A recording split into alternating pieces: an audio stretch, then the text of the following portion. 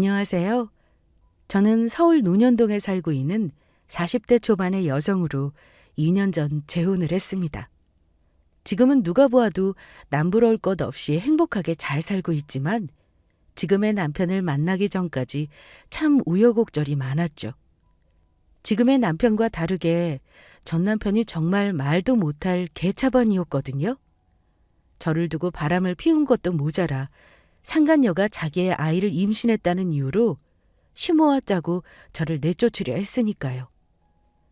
그때 당한 수모를 생각하면 참담한 마음이 앞섰습니다. 물론 전 남편과 시원하게 이혼을 하고 위자료까지 받아내긴 했지만요. 그런데 이혼 후 저에게 황당한 일이 생겼습니다. 자기 아들이 바람을 피워 저와 이혼을 해놓고 옛 시모는 제 인생에 끼어들어 죄를 뿌리려 했으니까요.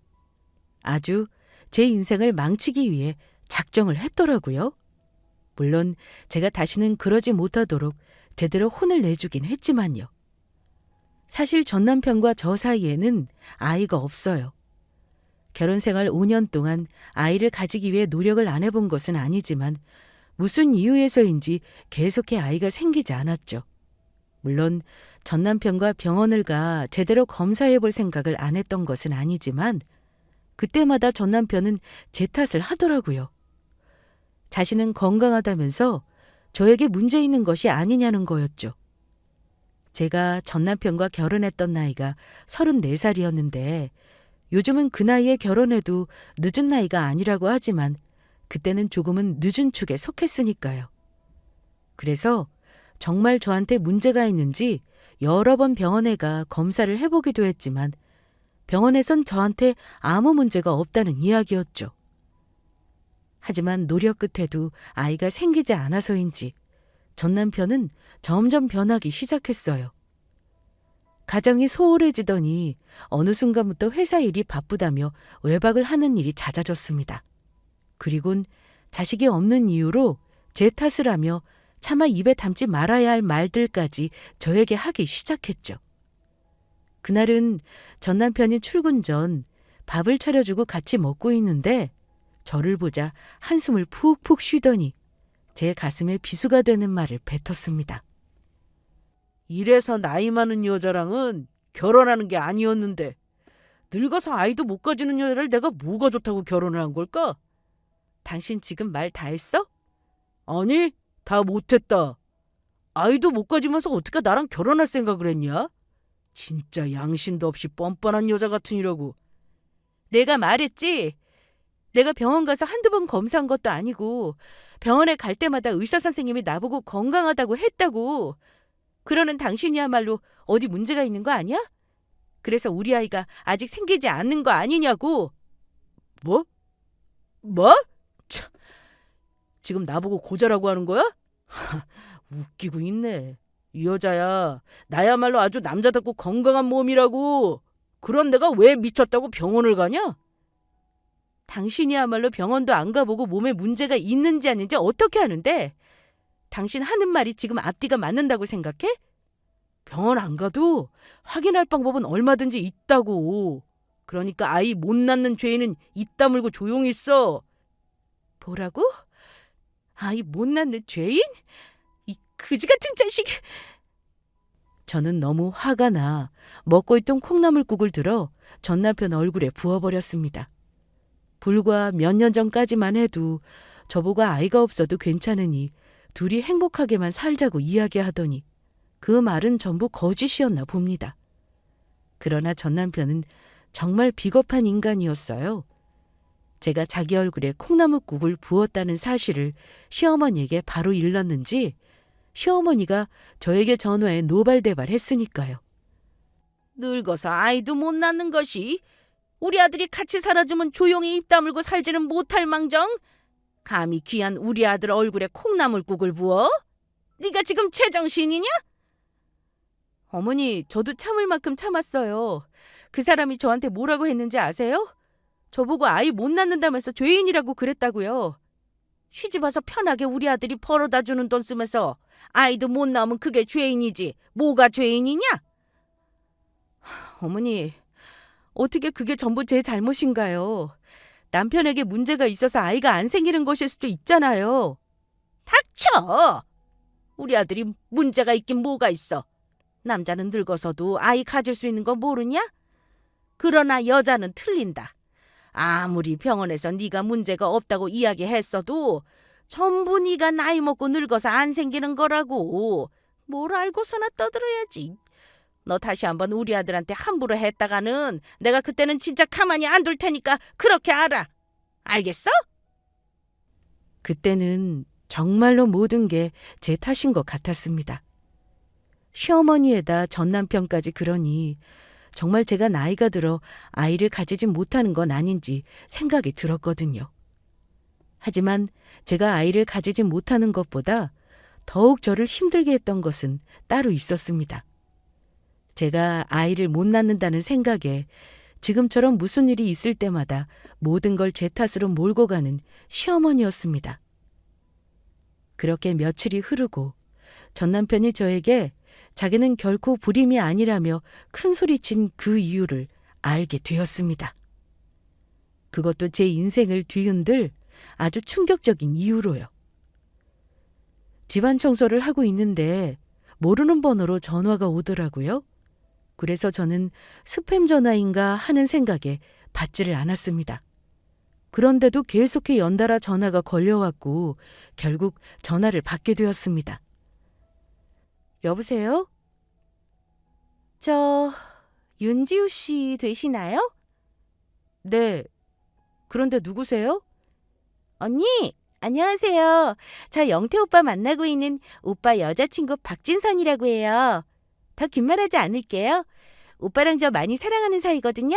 그러니까 언니가 그만 오빠랑 헤어져 주세요. 저 오빠랑 결혼할 거예요. 왜냐하면 전 언니랑 다르게 확실하게 오빠와 결혼해야 하는 이유가 있거든요. 상간녀가 저에게 다짜고짜 전화해 전 남편과 바람 피운 사실을 알리며 먼저 이혼을 해달라 당당히 요구해왔던 거였습니다. 게다가 제가 믿지 않을까봐 그런 것인지 그동안 전 남편과 바람 피우며 찍었던 사진들까지 제 핸드폰으로 직접 보내줬습니다. 그 모습에 제가 얼마나 기가 막혔는지 모릅니다. 그래서 저는 그날 정신이 아닌 상태에서 상간녀를 만나게 되었는데 상간녀가 제 앞에서 사진 한 장을 내미는 것이었어요. 바로 그건 아기 초음파 사진이었죠. 제가 언니랑 다르게 오빠랑 결혼해야 하는 확실한 이유가 있다고 이야기했죠? 이게 바로 그 이유예요. 저 오빠 아이 가졌거든요. 벌써 임신 3개월이래요. 그래서 그런지 요즘 자꾸만 배도 나오고 먹고 싶은 것도 점점 많아지더라고요. 아, 언니는 살면서 한 번도 임신을 안 해봐서 모르겠지만요. 오빠한테 들어보니 언니 불임이라면서요? 그래서 지금까지 둘 사이에 아이도 없고. 오빠도 참 대단해요. 아이도 못 가지는 여자를 지금까지 데리고 산 걸 보면? 저는 어떤 말도 하지 않았어요. 상간녀의 말이 끝나자마자 바로 상간녀의 얼굴에 물을 뿌려버렸습니다.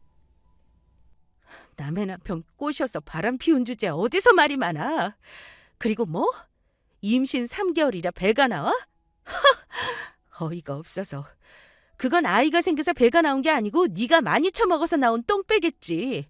너야말로 아이 엄마라는 게 무식하게 아직 그것도 몰랐냐? 그리고 아이 가졌다면서 그 하마 같은 몸매로 짧은 미니스커트에 높은 하이힐이 말이 된다고 생각하니? 네 모습을 좀 생각하고 어울리는 옷을 입어. 옆에서 보는 내가 다 창피하니까. 언니, 지금 말 다 했어요? 그리고 내 몸매가 어때서? 우리 오빠는 내가 세상에서 제일 날씬하고 예쁘다고 했다고. 그거야 젊은 년 꼬시려고 네 오빠라는 그 인간이 헛소리 좀 한 거겠지. 그리고 내가 지금 딱 한마디만 할게. 난 이혼 못 해주니까 어디 네 자식 바람 피워서 상간녀가 낳은 자식으로 사람들한테 손가락질 받으면서 평생 살아봐. 잠깐만요. 이혼을 안 해주겠다니. 그러면 저랑 우리 아이는 어떻게 하라고요? 평생 이렇게 살라는 거예요? 그거야 네가 알아서 할 문제고. 일은 네가 저질러 놓고 왜 나한테 물어? 원래 남의 남편 바람 피워서 아이 가지면 다 이렇게 되는 거란다. 세상이 그렇게 만만한 줄 알아? 그리고 전 그때 바로 전 남편에게 전화를 걸어 욕이란 욕은 전부 쏟아부었어요. 그런데 황당한 것은 전 남편 놈이 저에게 잘못했다고 비일기는커녕 오히려 큰 소리를 치는 것이었습니다. 자기가 사랑하는 여자를 제가 마음 아프게 했다면서요. 그리고 그 싸움은 전 남편이 퇴근한 집에서도 이어졌죠. 홀몸도 아닌 사람한테 어떻게 그럴 수 있어? 임신한 우리 진선이 얼굴에 물까지 뿌렸다면서? 그러면 내 남편이랑 바람 피운 것한테 물 뿌리지. 무슨 상이라도 줄 알았냐? 당신 불임이 아닌지 병원 안 가도 확인할 방법은 얼마든지 있다고 하더니 그 방법이 바람 피워서 다른 여자 임신시키는 거였어? 그리고 다른 여자 임신까지 시킨 주제에 어디서 큰 소리야? 네 놈이 그럴 자격이나 있다고 생각해? 뭐? 놈? 지금 나한테 놈이라고 했냐? 그러면 너처럼 인간 같지도 않은 쓰레기한테 놈이라고 하지 뭐라고 부르는데 이 재활용도 안 되는 쓰레기 같은 놈아. 좋아. 놈이라 그러든 쓰레기라고 하든 이젠 상관없으니까 다 필요 없고 빨리 이혼이나 해줘. 우리 진선이 아이 낳으면 내 호적에도 올려야 하고 어서 이혼해 달라고. 이혼 같은 소리하고 있네. 난 죽어도 이혼 못 해주니까 그렇게 알아. 어디 네 그 진선인지 하마인지 하는 애 데리고 열심히 살아봐. 그리고 너 오늘 나한테 혼 좀 나봐라. 내 가슴에 못 박은 만큼 너도 아파보라고. 물론 폭력이라는 것이 잘못된 것이란 것은 알고 있었지만 그날만큼은 정말 참을 수가 없었습니다. 그래서 전 남편 놈의 어깨를 물고 머리끄덩이를 잡고 대차게 혼내주었어요. 그러니 나중에는 아픈지 자신이 잘못했다고 울더라고요. 제가 손을 놓자마자 저 같은 여자랑은 못 살겠다면서 상간녀와 살겠다고 짐을 싸서 나가버렸지만요. 그리고 아니나 다를까 전 남편 놈은 시어머니에게 또 모든 일을 일러 바쳤습니다. 비겁하게 자기가 바람 피운 내용만 빼버리고요. 그런데 이번에는 시어머니가 화가 많이 나셨는지 꼭두 새벽부터 저희 집으로 달려왔습니다. 네가 우리 아들 때렸냐? 아이도 못 낳는 것이랑 살아주는 우리 착한 아들을 네가 뭔데 때려? 배은망덕한 것도 유분수지 네가 그러고도 사람이냐? 어머니가 뭘 모르시나 본데 지금 그 사람 바람 피웠다고요. 그것도 저보다 15살이나 어린 것이랑 바람나서 아이까지 생겼어요. 그런데 그걸 제가 어떻게 참아요? 어머니는 참으실 수 있겠어요? 뭐라고? 아이가 생겼어? 그 이후 제가 하소연하는 이야기를 가만히 듣고 있던 시어머니의 모습에 저는 그래도 시어머니는 남편이 바람을 피웠다는 게 얼마나 큰 잘못인지 느끼나 했습니다. 제 이야기를 가만히 듣고 있다가 알겠다면서 바로 시댁으로 돌아갔으니까요. 그런데 시어머니가 제 말에도 묵묵히 듣고 있던 이유는 다른 곳에 있었어요. 전 남편이 계속해 저에게 문자나 전화로 이혼해달라고 괴롭히는 며칠 후 시어머니가 직접 저희 집에 다시 찾아왔으니까요.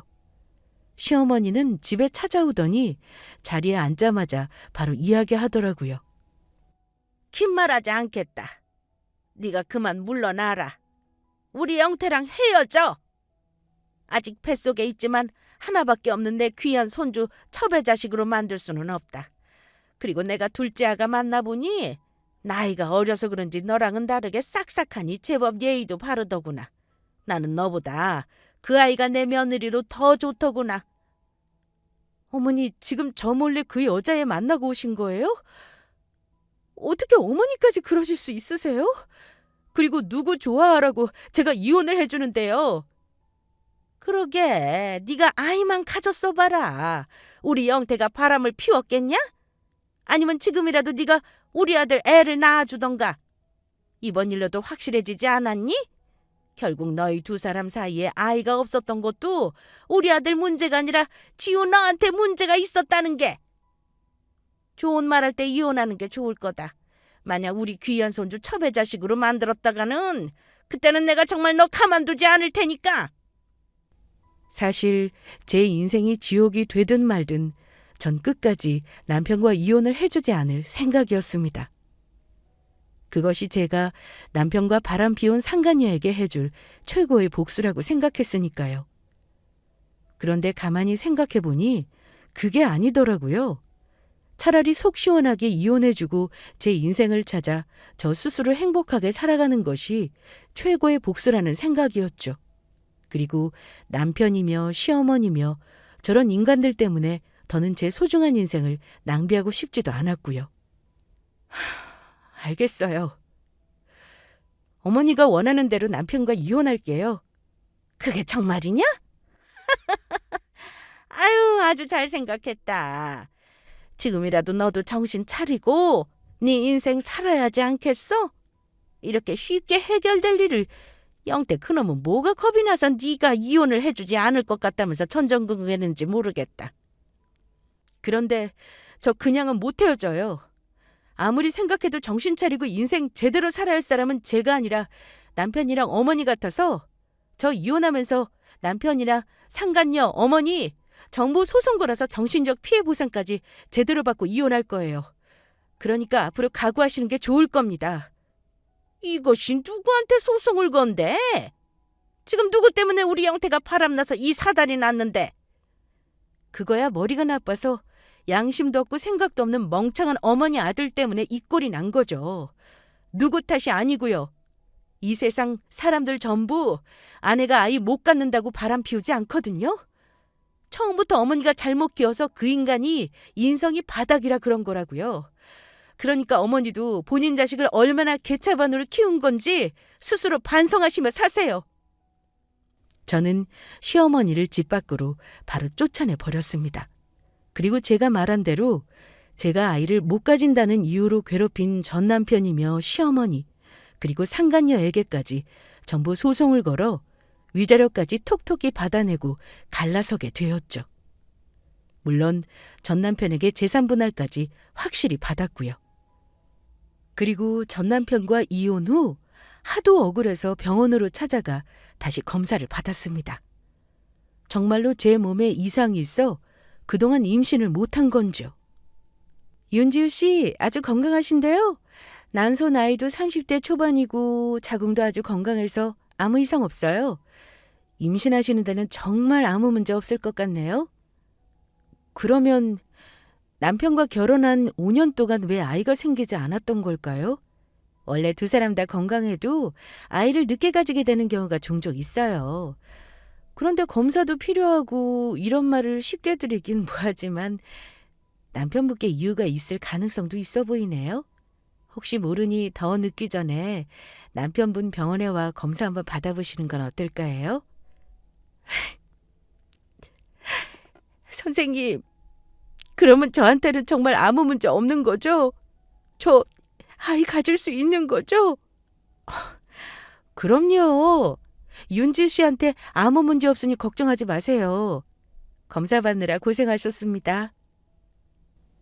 전 산부인과를 당당하게 걸어나왔습니다. 그리고 그제야 깨닫게 되었지요. 전 남편과 제가 아이를 가지지 못한 이유는 제가 아닌 바로 전 남편에게 문제가 있다는 걸요. 선생님은 검사를 해봐야 정확히 알 수 있다고 했지만 제가 볼 때 전 남편은 불임이 확실해 보였습니다. 그간 아이를 가지기 위해 숱한 노력을 해도 아이가 생기지 않은 걸 보면 말이에요. 그러니 조금 궁금해지더라고요. 전 남편 놈이 정말 불임이라면 상간녀의 뱃속에 있는 아이는 전 남편 아이가 아닐 텐데 도대체 상간녀는 누구의 아이를 가지고 전 남편에게 뒤집어 씌우려고 하는 것인지요. 그리고 상간녀의 아이가 전 남편의 아이가 아니란 사실을 알게 된다면 전 남편과 시어머니가 어떻게 나올지 몹시 궁금해지더라고요. 그동안 저를 못살게 굴며 자식 타령만 하더니 아마 제대로 충격을 받게 될 겁니다. 제가 직접 뭘 한 것도 없는데도 제대로 복수한 기분이 들었습니다. 그리고 저는 전 남편과 이혼 후 친정에서 엄마와 생활을 하게 되었죠. 사실 저희 친정아빠가 몇 년 전 돌아가시고 엄마 혼자 친정에 사셨거든요. 그런데 사람 인생은 어떻게 될지 모른다고 하더니 바로 저의 인생도 그랬어요.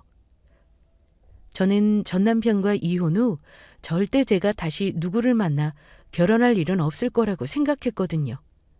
그런데 그 뜻밖의 인연이 엄마가 수술을 하기 위해 입원한 병원에서 벌어졌습니다. 저희 엄마가 무릎 관절이 좋지 않으셔서 수술을 하게 되었는데 엄마가 쓰던 병실이 2인실이었거든요. 거기엔 엄마 또래 여사님도 무릎 수술을 위해 입원을 하고 있었는데 딱 봐도 잘 사는 집 사모님 같았어요. 입원할 때부터 그 여사님을 챙기는 간병인까지 미리 대동하고 왔으니까요. 입원을 하고 이야기를 들어보니 여사님은 저희 엄마처럼 남편분께서 먼저 돌아가시고 하나뿐인 아들과 살고 계셨습니다. 그런데 아들분이 사업을 해서 바쁘고 코로나 때문인지 주말에만 잠깐 찾아와 면회를 하고 가더라고요.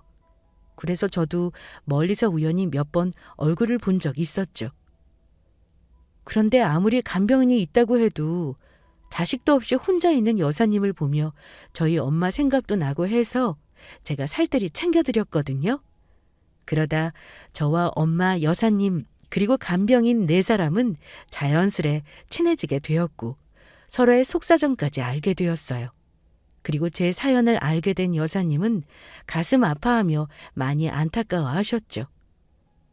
그런데 처음에도 여사님을 보며 평범한 사람은 아닐 거로 생각했는데 제 예상이 맞았는지 며칠 저희 병실에서 지내던 여사님은 VIP 1인 병실로 자리를 옮기게 되었습니다. 그동안은 VIP 병실에 아직 환자분이 있어서 옮기지 못하고 2인실에서 저희와 생활하며 저희와 지냈던 거였죠. 그런데 여사님이 병실을 옮기기 전 저를 붙잡고 저도 깜짝 놀랄 뜻밖의 말씀을 하시더라고요. 치우 씨, 이런 말하기 뭐하지만 내가 이 말을 안 하고 가면 평생 후회할 것 같아서. 지우 씨, 혹시 괜찮으면 우리 아들이랑 한번 만나주면 안 될까? 우리 아들 잘 나가는 사업가라서 돈도 잘 벌고 성격도 좋고 내 아들이라서가 아니라 인물도 정말 좋아. 그냥 부담 갖지 말고 소개팅 한다고 생각하고 한 번만 만나주라. 빈말이 아니라 내가 우리 지우 씨 며느리 삼고 싶어서 그래. 내가 너무 욕심이 나서 다른 사람한테 뺏기면 너무 배가 아플 것 같아. 서로 친해져 서로의 사정을 전부 알다 보니 여사님의 아들에 대한 이야기도 잘 알고 있었습니다. 아들분의 경우도 저와 이유는 다르지만 전 부인과 이혼한 상태였어요. 여사님 아들분이 사기 결혼 비슷한 걸 당했더라고요. 아들분의 전 부인은 결혼 전까지만 해도 참하고 좋은 여자인 척 연기를 하더니 결혼하고 나서 목표를 이룬 것처럼 180도 변했다고 해요. 아들분은 간절하게 아이를 원했지만 전 부인은 아이를 원치 않았는지 아들분 몰래 피임약을 먹고 있었다고 합니다. 게다가 아들분과 여사님에게 막대하는 것은 물론 밖에 나가 사업하는 아들분을 제대로 챙겨주기는커녕 결혼 후 밥 한 번 차려준 적이 없다고 했습니다. 사치도 아주 심했다고 하던데 더욱 기가 막혔던 것은 저희 남편이 그랬던 것처럼 아들분의 아내도 다른 남자와 바람을 피우고 있었다고 하더라고요. 그래서 아들분은 참다 못해 이혼을 하게 되었고 아내분의 행동이 괘씸해 돈이 많아서 그럴 필요가 없는데도 소송까지 해 아내와 상간남에게 위자료까지 받아냈다고 합니다. 한마디로 여사님의 아드님도 저와 비슷한 아픔을 지니고 있었던 것이었죠. 여사님도 너무 좋은 분이고 멀리서 몇 번 본 게 전부였지만 제가 봐도 여사님의 아드님은 인상도 좋고 괜찮은 분 같았어요. 그런데 제가 전 남편에게 당한 상처가 커서인지 쉽게 만나겠다는 말이 안 나오더라고요. 누가 보면 당장 나가겠다고 하라고 할 만큼 너무 좋은 자리였는데도 말이에요. 그러자 제 곁에서 그 이야기를 듣던 저희 엄마가 나섰습니다. 지우야, 인생 뭐 있냐? 지금 당장 결혼하는 것도 아니고 그냥 김 여사가 자기 아들 한번 만나보라고 하는 거잖아. 너무 심각하게 생각하지 말고 또래 친구 만나 밥 먹고 온다고 생각하고 다녀와. 지우 씨, 자기 엄마 말이 맞아. 박 여사 말처럼 그냥 잠깐 또래 친구 만나서 오랜만에 맛있는 것도 먹고 콧바람도 쐬고 온다고 생각해. 내가 장담하건대 우리 아들 딱 한 번만 만나보면 지우 씨도 분명 생각이 달라질 거야. 저희 엄마와 여사님의 권유에 저는 그렇게 지금의 재혼한 남편과 만나게 되었습니다. 그러니까 김 여사님께서 지금은 저희 새 시어머니가 된 것이었죠. 그런데 남편은 무슨 이유에서인지 저를 보자마자 긴장한 기색이 역력하더라고요. 시어머니의 말로는 전부인과 이혼 후 7년 동안 일에만 빠져 단 한 번도 여자를 만난 적이 없다고 하는데 그 말이 맞는 것 같았어요. 나중에 들어보니 그 전에도 시어머니 병원에서 저를 멀리서 보며 마음에 들어 했었다는데 처음 만난 날 가까이서 저를 보고 첫눈에 반했다고 하더라고요. 그래서 어떻게 할 줄 몰라 안절부절 못했다고 해요. 그렇게 남편과 만난 첫날 조금 어색했지만 즐겁게 데이트를 하게 되었고 시어머니의 말처럼 저는 남편이 정말 마음에 들었습니다. 그렇게 저희는 연인 사이가 되어 만나게 되었습니다. 그리고 만난 지 8개월 정도 되었을 때 남편이 먼저 저에게 청혼을 해오더라고요. 그런데 예상은 하고 있었지만 남편이 막상 청혼을 해오니 전 걱정이 되었습니다. 병원에서는 저에게 아무 문제가 없다고 했지만 혹시 남편과 결혼해서 아이가 생기지 않으면 어쩌나 걱정이 되더라고요. 그런데 제 생각을 알기라도 한 것처럼 남편이 이야기하더라고요. 지우 씨, 저 아이 없어도 괜찮아요. 전 지우 씨 하나만 있으면 됩니다. 좋은 사람과 평생 함께할 수 있다는 것 자체가 얼마나 큰 축복인지 제가 전 사람과 이혼하면서 느끼게 되었거든요. 그러니까 지우 씨, 아무 걱정하지 말고 저한테 와요.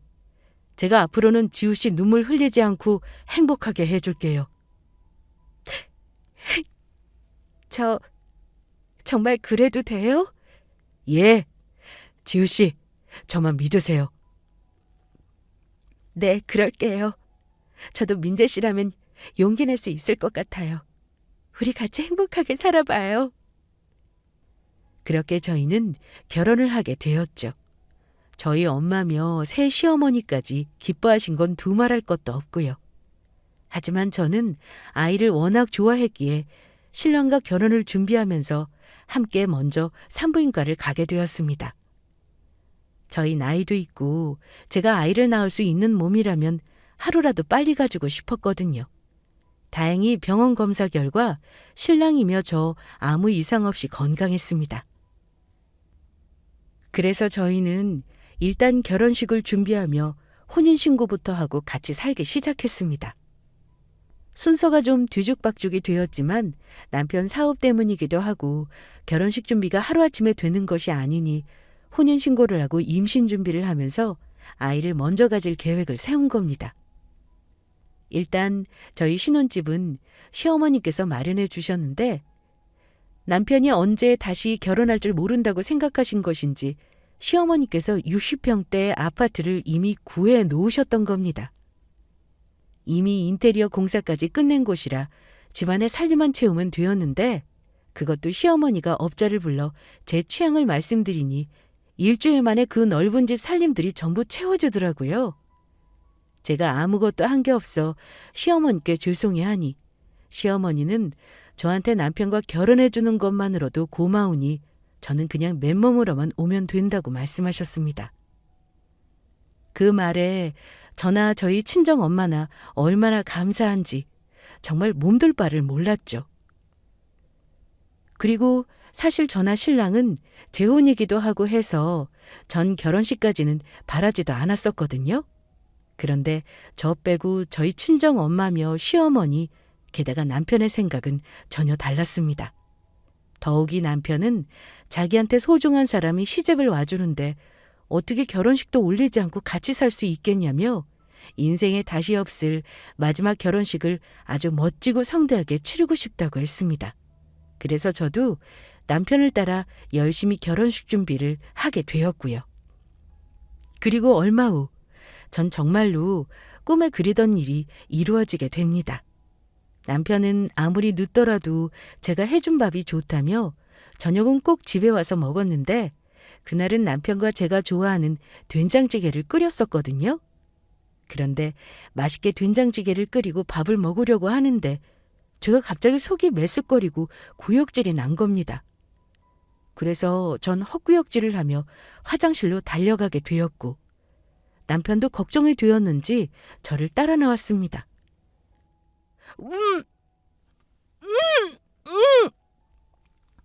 자기야, 괜찮은 거야? 괜찮아. 그런데 요즘 계속 이상하네. 자꾸 졸리고 속도 미스거리고. 나 어디라도 아픈 건가? 그 말에 남편은 급하게 옷을 챙겨 밖으로 나가더니 얼마 후 임신 테스트기를 사들고 오더라고요. 전 남편과 오래 살면서 계속 임신이 안 되었기에 아무리 그래도 아이가 그렇게 빨리 생길 수 있나 생각했지만 남편의 성화에 임신 테스트기로 검사를 하게 되었고 정말로 임신을 한 상태였습니다. 그러자 남편은 너무 기쁜지 저를 안고 좋아서 빙글빙글 돌았습니다. 와, 나도 이제 아빠다. 세상 사람들, 여기 보세요. 우리 예쁜 아내가 임신했어요. 자기 창피하게 왜 그래? 그만해. 여보, 정말 고생했어. 너무너무 고마워. 내가 당신이랑 우리 아이 위해 더 열심히 살게. 그 말에 저는 그만 펑펑 눈물을 쏟고 말았습니다. 전 남편과 결혼 생활을 하며 임신을 못한다고 구박받았던 서름이 한순간에 눈 덮듯 사라지는 것 같았죠. 그리고 좀 더 확실히 하기 위해 다음날 남편과 함께 산부인과에 가서 확인해 보니 임신 10주째라고 하더라고요. 시어머니와 친정엄마께 임신한 소식을 알렸고 두 분 다 저보다 더 크게 울며 기뻐하셨습니다. 그때 문득 그런 생각이 들더라고요. 아, 이제 내 인생의 힘든 일은 다 끝났구나. 앞으로는 행복하게 사는 일들만 남았구나 하는 그런 생각이요. 전 남편이며 저를 괴롭히던 예전 시어머니며 그간 제가 당했던 고통이 이젠 정말 아무것도 아닌 것처럼 느껴졌습니다. 그런데 원수는 외나무다리에서 만난다고 했던 말이 있듯 보고 싶지 않은 얼굴을 뜻밖의 장소에서 만나고 맙니다. 태어날 아기의 물건을 보러 집 근처 백화점에 들르게 되었는데 거기서 예전 시모와 우연히 마주치게 된 것입니다. 어차피 예전 시모와는 끝난 사이고 모르는 척 지나가려는데 예전 시모가 먼저 저에게 다가와 말을 건네더라고요.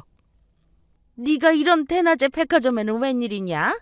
우리 아들이랑 이혼하고 밥 벌어먹고 살려면 지금 한창 일하기도 바쁠 시간인데 혹시 아직까지 일자리도 못 구해서 집에서 놀고 있는 거냐? 그거 아주 꼴 좋다. 우리 아들이랑 이혼하더니 고생이 이만저만이 아닌가 보네. 아줌마, 고생은 무슨 고생이요? 일 안 하고도 편히 먹고 살 수 있는데 제가 뭐하러 일을 나가요? 아줌마? 그건 그렇다 치고 네가 무슨 돈이 있어서 일을 안 하고 편하게 먹고 살아? 혹시 우리들한테 뜯어낸 그 몇 푼 안 되는 돈 이야기하는 거냐? 이거 왜 이러세요? 우리 자기가 돈을 워낙 많이 벌어서 제가 일할 필요가 없어서 그런 건데. 이 카드 보이세요? 우리 자기가 저보고 백화점 가서 사고 싶은 거 있으면 마음껏 사라고 준 거예요. 저 얼마 오면 결혼하거든요. 결혼? 니까짓 게 결혼이라고 해봤자 포나마나 뻔하지. 아기도 못 가져 우리 아들이 버린 것을 어디 제대로인 남자가 데리고 가려고 하겠어? 분명 우리 아들보다 별 볼 일 없는 놈이겠지. 니까짓 거한테 카드까지 쥐어주고 결혼할 정도면 두세 번 이혼한 나이 많고 늙은 놈파인가 보다. 어머, 이걸 어쩌나. 우리 자기가 저랑 재혼인 건 맞지만 나랑 결혼하는 우리 자기는 말이에요. 아줌마 아들이랑 비교도 안 될 만큼 아주 잘난 사람인데. 우리 자기가 잘 나가는 회사 대표거든요. 얼마 전에는 잡지에서 인터뷰도 해갔다고요. 웃기지도 않아서. 너 무슨 꿈이라도 꿨니? 응? 이게 어디서 헛소리야? 아기 못 가져서 우리 아들한테 버림받아 제정신이 아니라도 그렇지 아무 헛소리를 그렇게 막 해도 되는 거냐? 아줌마야말로 헛소리 좀 작작해. 아직 제대로 기억이 안 나시나 본데 내가 버림받은 게 아니고 아줌마 아들 바람 피워서 나한테 이혼당한 거라고. 그래서 이혼당하면서 아줌마랑 아줌마 아들이랑 나한테 위자료까지 줬던 거 벌써 잊었어? 혹시 무슨 치매야? 아니 뭐야? 지금 헛소리를 하는 게 누군데? 어디 이것이 정말로 잘난 사업가랑 결혼한다는 증거라도 내놓고 그런 헛소리를 해. 자, 어서 네가 잘 나가는 사업가랑 결혼한다는 증거를 대보라고. 없지? 없어서 증거도 못 내밀겠지? 아니, 그 증거 지금 당장 직접 보여줄게. 저는 바로 제 핸드폰으로 남편이 잡지에 나왔던 인터뷰 기사와 사진, 그리고 저와 다정한 모습으로 있는 여러 장의 사진을 보여주었습니다. 함께 웨딩드레스 샵에 가서 옷을 입고 찍은 사진도요. 그러자 예전 시모는 뭐가 배알이 꼴린 것인지 약올라 죽으려고 하더라고요. 자, 이거 보이시죠? 우리 잘생긴 신랑, 두꺼비처럼 생긴 아줌마 아들이랑은 다르게 생긴 것도 아주 잘생겼다고. 여기도 지금 우리 신랑이 보내준 기사님이랑 차 타고 편히 왔는걸. 그러나 예전 시모와는 더는 대화를 나눌 수 없었어요. 사촌이 땅을 사면 배 아픈 것도 아니고 제 말에 갑자기 배를 움켜잡더니 화장실로 달려가는 것이었죠. 아이고 배야. 갑자기 왜 배가 이렇게 아프지? 아이고 내 배. 이러다 싸겠네. 저는 예전 시모가 화장실로 급히 도망치듯 가는 모습을 보고 아주 고소한 눈초리로 쳐다봐 주었습니다. 이미 저와는 남남이 된 상관없는 사람이지만 저의 좋은 일에 약올라 하는 모습을 보니 왠지 모르게 통쾌했거든요. 인간적인 마음으로 평생 저렇게 배 아파하며 살았으면 하는 생각도 잠깐 들었습니다. 아기 가진 엄마가 그런 나쁜 생각은 하면 안 된다고 생각해 바로 마음을 고쳐먹긴 했지만 말이에요. 그리고 전 그날 일을 까맣게 잊고 결혼식 준비를 하게 되었고 임신 5개월이 되던 차에 호텔에서 결혼식을 올리게 되었습니다. 그런데 저의 결혼식에 정말 예기치 못한 일이 벌어지고 맙니다. 신랑과 신부 입장을 끝나고 막 주례를 시작하려고 하는데 어찌 알았는지 예전 시모가 나타나 난동을 부리는 것이었어요. 어딜 두고 마음대로 결혼해? 이 결혼 무효야. 못한다고. 여기 있는 모든 사람 속고 있는 거라고요. 저게 어떤 것인지 알면 여기 있는 사람 전부 깜짝 놀랄걸? 예전 시어머니의 행동에 사람들은 웅성거리기 시작했고 결혼식은 순식간에 아수라장이 되고 말았죠. 그래서 전 예전 시모에게 다가가 이야기했습니다. 지금 남의 결혼식장 와서 이게 무슨 짓인가요? 내 아들 인생 망쳐놓고 감히 네가 새 시집을 가겠다고? 그게 무슨 소리예요? 아줌마 아들이 바람피워서 나한테 이혼까지 당해놓고 지금 누구 탓을 하는데? 그리고 벌써 잊었어요? 당신이 먼저 당신 아들 바람나서 상간녀가 임신했다고 나랑 이혼하라고 했었잖아. 그년 뱃속에 있던 아이 우리 아들 아이 아니었다고? 그것이 감히 다른 놈이랑 바람나서 아이 가져놓고 순진하고 착한 우리 아들한테 전부 뒤집어 씌우려고 했던 거라고. 이것이 아이 못 가지는 바람에 우리 아들 바람나서 너랑 이혼까지 하고 이 모양 이 꼴 났다. 내 아들 인생 망친 거 어떻게 책임질 거야? 그래놓고 뻔뻔하게 다른 남자랑 결혼할 생각을 해? 애도 못 낳는 것이 우리 아들 버리고 잘 살 줄 알았냐? 예전 시모의 행동에 저희 엄마와 지금의 시어머니까지 잔뜩 화가 나 나서기 시작했습니다. 아니 이 여자가 미쳤나? 당신이 뭔데 지금 여기가 어디라고 찾아와서 행패야? 박 여사, 아니 사돈, 이 개짓거리하는 여자가 우리 새아가 못살게 구던 그 연병난 여편네야? 맞아, 저 정신 나간 여편네가 우리 딸 애 못 낳는다고 시집살이 시킨 것도 모자라 당당하게 바람 피운 지 아들놈 편들었던 잡것이라고. 오호라, 그쪽이 이것 새 시어머니인가 보네. 어디 잘 만났네. 안 그래도 내가 알려줄 중요한 사실이 있었는데 내가 걱정돼서 하는 말인데 이것이 애도 못 낳는 반푼인 거 알고 있어요? 이 할망구야, 노망난 것도 아니고 늙으려면 곱게 늙어. 지금 누구 보고 아이를 못 낳는데? 누구긴! 바로 지금 당신 아들이랑 결혼하려는 저것이지. 내가 내 자랑 같아서 말 안 하려고 했는데 아무래도 지금 당장 이 정신 나간 여편네한테 직접 보여줘야겠어. 말이 끝나기가 무섭게 시어머니는 들고 있던 작은 크런치백에서 무언가 하나를 꺼냈습니다. 그리고 예전 시모 눈앞에 정확히 들이밀며 말했어요. 이 할망구야, 지금 이 초음파 사진이 뭔 줄 알아?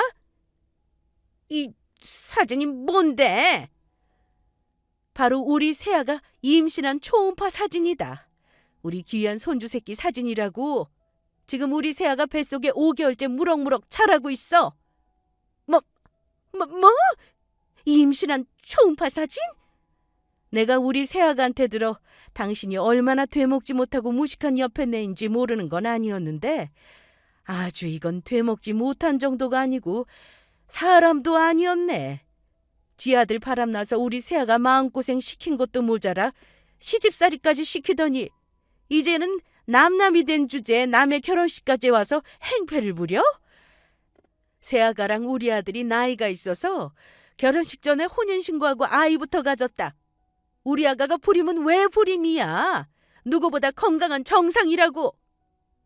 아니야, 그럴 리가 없어. 분명히 저거 불임이라고.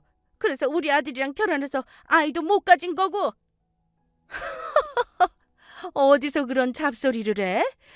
우리 아들이랑은 혼인신고하고 같이 살면서 바로 임신했는데 그동안 살면서 아이를 못 가졌다면 우리 새아가가 아니라 당신 아들한테 문제가 있는 거겠지? 지 아들이 불임이라 아이 못 가진 걸 누굴 탓하고 있어. 우리 며느리가 아니고 네 아들이 고자라고. 당신 아들 데리고 병원 가서 검사나 받아봐. 말도 안 돼. 우리 아들이 불임이라니. 아이고, 이를 어쩌면 좋아. 우리 아들 결혼해서 아이도 가져야 하는데 평생 손주 얼굴도 못 보고 살게 생겼네. 저는 예전 시모에게 다가갔습니다.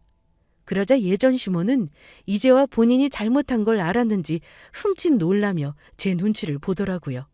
그래서 저는 예전 시모의 뺨을 있는 힘껏 후려갈겨 줬죠.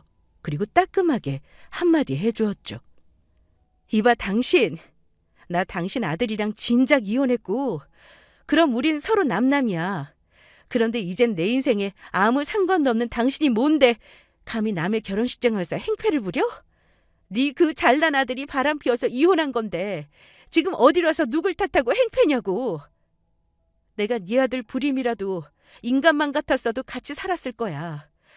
네 아들도 네 아들이었지만 네 아들 불임인지도 모르고 나 못 살게 굴며 괴롭혔지?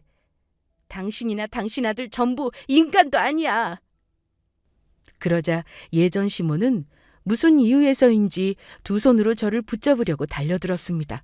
그러자 저희 남편이 나서서 그런 예전 시모의 두 손을 잡고 뿌리쳤죠. 그러자 예전 시모는 중심을 못 잡고 바로 바닥에 넘어졌습니다. 이봐, 당신 오늘 우리 결혼식에 찾아와 행패 부린 거 내가 그냥은 못 넘어가. 내가 얼마나 들든 잘 나가는 변호사들로 빵빵하게 제대로 선임해서 당신 제대로 혼내주겠어. 아주 제대로 정신 차리게 해줄 테니까 앞으로 각오하는 게 좋을 거야. 남편은 이야기가 끝나자마자 큰 소리로 말했어요. 못들 하세요? 여기 결혼식장 직원들은 일 안 해요? 저 정신 나간 여자 당장 쫓아내라고! 저희 남편의 말에 예전 시모는 결혼식장 직원들에게 끌려 식장 밖으로 쫓겨났습니다. 그런데도 예전 시어머니는 당신 아들이 불임이란 사실이 믿기지 않는지 혼자 헛소리를 하더라고요. 아니야, 그럴 일 없어. 우리 아들이 불임이라니. 내 아들이 고자라니. 아니야, 아닐 거야. 예전 시모의 소동이 있긴 했지만 그 후 남편과 저희 결혼식은 무사히 잘 마쳤습니다. 그리고 남편과 저는 정말로 얼마 지나지 않아 변호사들을 선임해 예전 시모를 명예훼손과 사생활 침해 등 걸 수 있는 건 다 걸어 고소해버렸어요. 그래서 결국 예전 시어머니는 감방에 간 것은 아니지만 200만 원의 벌금형을 받으며 늦은 나이 전과자가 되고 말았죠. 사실 남편이 마음만 먹으면 손해배상까지 청구하며 더 할 수 있었던 것 같긴 한데 중간에 몇 가지는 고소를 취하하며 많이 봐준 면도 있었습니다. 왜냐하면 예전 시모에게 문제가 생겼거든요. 전 남편이 저희 부부를 찾아와 무릎을 꿇고 사과를 하면서 알게 된 건데 전 남편이 병원에 가 검사를 받아보니 정말로 불임이었고 그 사실에 충격으로 예전 시모는 정신과 약을 먹고 있다고 해요. 게다가 가끔 이상한 헛소리도 하고 있다고 하더라고요. 전 남편이 저와 이혼한 사실을 까먹고 자꾸 저를 찾으며 부른다고 해요. 밖에 나가 길도 자주 잊어버리고요. 그래서 병원에 가 검사를 해보니 치매 초기라고 하는데 저와 이혼한 후 전 남편 혼자 치매인 예전 시모를 돌보게 생긴 것이죠. 그 사실에 전 진작 이혼하길 잘했다는 생각을 했습니다. 안 그러면 치매에 걸린 못된 시어머니를 제가 보살펴야 했을지도 모르니까요. 만약 예전 시모나 전 남편이 저에게 잘해주었다면 이혼도 하지 않고 예전 시어머니가 치매에 걸렸더라도 잘 모셨을 테지만 그게 아니었으니까요. 그리고 시간이 흐른 현재 저는 딸아이를 낳고 행복하게 잘 살고 있습니다. 아이를 낳는 순간 남편이며 시어머니며 저희 친정엄마며 얼마나 기뻐하셨는지 몰라요. 사실 딸아이를 낳기 전부터 남편이며 시어머니며 아주 애타게 저희 딸아이와 만날 날을 기다렸지만요. 산부인과 선생님이 예쁜 공주님이라고 성별을 알려주자마자 남편은 아직 태어나지도 않은 아기의 옷을 매일 사왔고 우리 공주님, 우리 공주님 제 뱃속에 대고 저희 아이 이름을 불렀거든요. 그리곤 저보고는 우리 집 여왕님이라고 했죠. 게다가 시어머니는 아직 쓰지도 못할 아기의 장난감을 저희 집에 오실 때마다 매번 사들고 오셨었습니다. 저 편해지라고 당신이 직접 알아보셔서 입기 편한 임산부 속옷에 원피스에 화장품에 제가 좋아하는 음식까지 직접 해와 챙겨주셨으니까요. 게다가 딸아이가 태어난 지금은 친정엄마와 시어머니 모두 저희 집에 와서 거의 살다시피 하세요. 그래서 저희 딸아이 육아하는데 두 분을 너무 부려먹는 것 같아 제가 죄송해하니 두 분 다 저에게 절대 그런 생각하지 말라고 하십니다. 당신들이 하고 싶어서 하는 일이니 말리지 말라면서요. 불과 몇 년 전까지만 해도 제 인생에 더는 행복은 없을 거라 생각하며 좌절하고 살았는데 이제는 누구보다 행복한 삶을 살고 있습니다. 그래서 다시 찾은 저의 행복에 감사하며 매일을 살아가려고 합니다. 물론 남편과 시어머니 그리고 저희 친정엄마도 잘 챙기면서요. 그러면 이번 제 사연을 줄이도록 하겠습니다. 모두 끝까지 들어주셔서 감사합니다.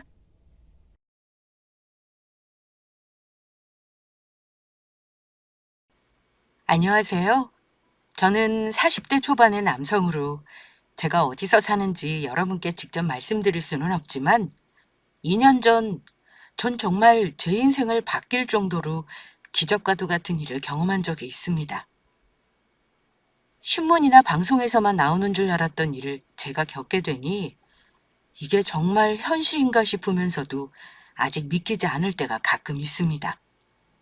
그만큼 제가 겪었던 일은 사람이 살면서 평생 가도 겪지 못할 만큼 엄청난 것이었으니까요. 그 당시 저는 오랫동안 다니던 회사가 갑자기 자금 문제로 문을 닫으며 하루아침에 백수가 되었던 시절이기도 했습니다.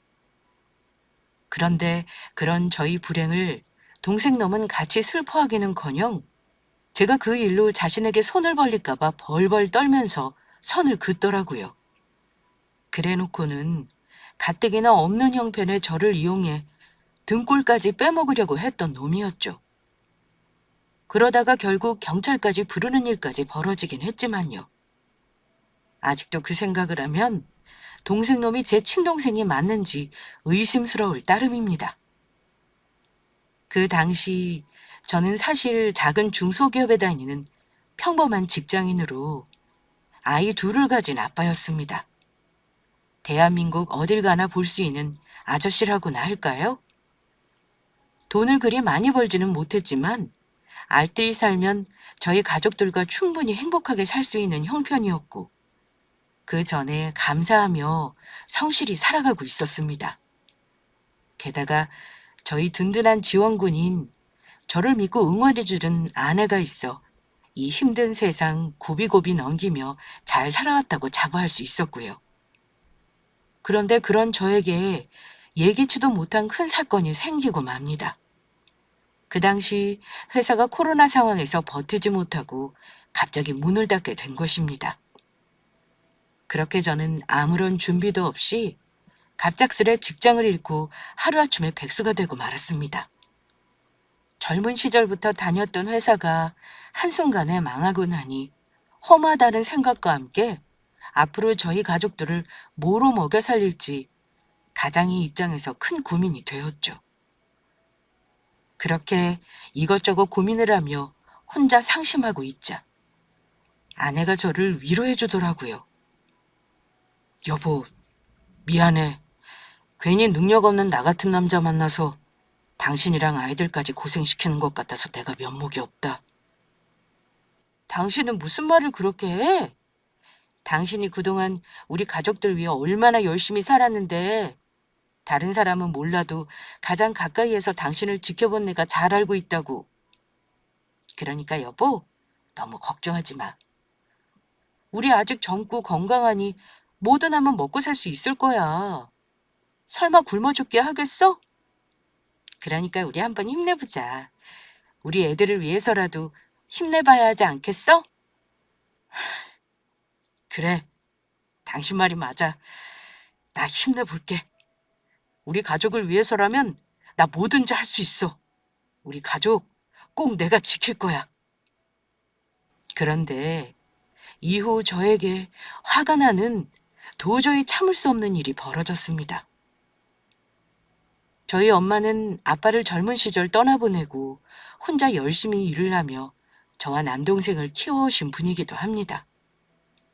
저와 남동생이 사회생활을 했을 무렵에는 젊은 나이가 아님에도 엄마는 자식들에게 손을 벌리기 싫다며 계속 일을 해오셨고요. 그래서 회사도 관둔 김에 아내와 상의하여 주말 동안 편안하게 엄마 얼굴도 좀 볼 겸 본가로 아내와 아이들을 데리고 놀러 가게 되었습니다. 그런데 그런 저를 보곤 남동생이 한마디 하며 비웃는 것이었죠. 남동생은 머리가 좋아서 서울에 있는 명문 4년제를 나와 사업을 하고 있었는데 그래서인지 중소기업을 다니다가 회사가 망해 잘린 제가 한심해 보였나 봅니다. 뭐야, 형 진짜로 회사 잘렸어? 아, 그러게 누가 그런 작은 회사 다니래. 사람이 자기 개발도 하고 열심히 살아야지. 아무 생각 없이 대충 살더니 내가 형 그럴 줄 알았다.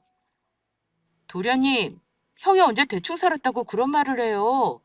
애 아빠 누구보다 열심히 살아온 사람이라고요. 남편 회사가 잘못된 게 우리 남편 잘못도 아니고 어떻게 그렇게 말을 하세요? 앞으로는 말 좀 조심히 해주셨으면 좋겠네요. 아, 그냥 말이 그렇다는 거죠, 말이. 동생의 말에 더 화가 난 건 바로 저희 아내였습니다. 그런데 동생은 아내의 말에도 정신을 차리지 못한 것인지 결국 저에게 선을 넘더라고요. 그런데 형, 설마 힘들다고 나한테 손 벌리려고 하는 건 아니겠지? 그럴 생각이면 꿈도 꾸지 않는 게 좋을 거야. 난 무슨 일이 있어도 형 도와줄 마음 없으니까. 원래 사람은 힘들 때 도와주면 안 되는 거 형도 알고 있지? 그러면 사람이 정신 못 차리고 주변에 자꾸 기대려고 하고 나약해지더라고. 스스로 그 위기를 극복하고 이겨내야 더 힘든 일이 찾아왔을 때 이겨낼 힘도 생기고 성공도 할 수 있는 거라고. 바로 나처럼 말이야. 그래서 내가 마음만 먹으면 형 우리 회사 취직시켜줄 수도 있지만 이게 다 형 생각해서 안 도와주는 거니까 그렇게 하려고. 성공한 사람으로서 형에게 특별 과외를 해준다고나 할까?